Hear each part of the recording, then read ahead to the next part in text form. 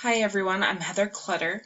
I am working for an agency that is in the field of child welfare. It is an agency that provides comprehensive support in all aspects of foster care. So this is individuals seeking to become foster parents, people who are already foster parents, placing children with them, support of the children themselves, people seeking to foster to adopt, also family reunification. So these are children that have been in foster care, reunifying with parents. I am also one of the first people in the state to be part of an enhanced supervision program that provides a bridge between foster care and reunification, so comprehensive support for the biological family to make sure that reunification is successful. Also, there's a program, we do licensure as well, but there's also a program for that provides comprehensive support for individuals who are aging out of foster care.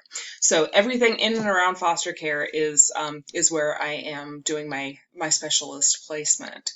As far as what prompted me to take medical social work as an elective, to be honest, my first choice was something different.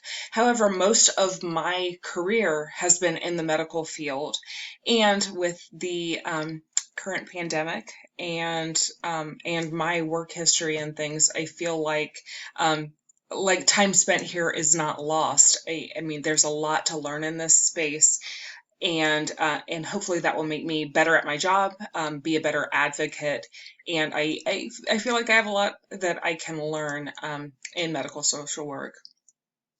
What I'm hoping to take away from my involvement with this course mainly is kind of my owning my role as a social worker in the medical process.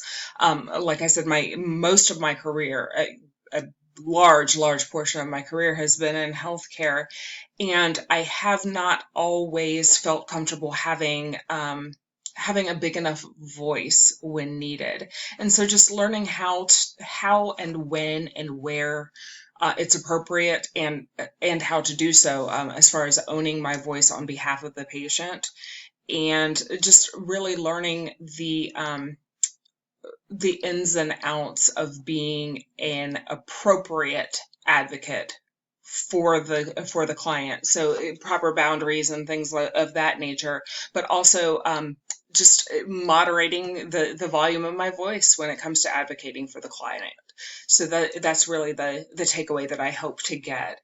As far as one of the theories rather of health behavior that resonates with me, the one that's about behavioral model of health services use really resonates with me because I was one of the co-creators of a program at my day job.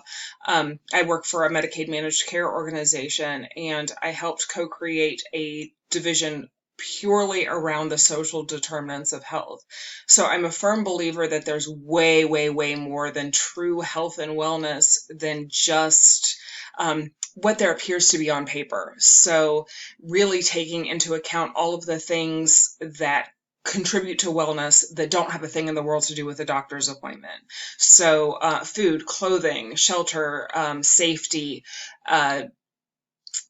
things of that nature, I feel are really important. So as I was looking at the behavioral model of health services use, I feel like that's one of my biggest areas that I am comfortable speaking to in terms of advocacy on behalf of the patient, that there's way more to compliance, for example, than what may initially be on the surface. So I'm looking forward to learning more about this behavioral model of health services use from from a more theoretical perspective and a more practical perspective, a more pragmatic perspective also. So look forward to getting to know each of you as we go along, and best of luck to you as you progress in both studies in the class and in your field placement. Thanks.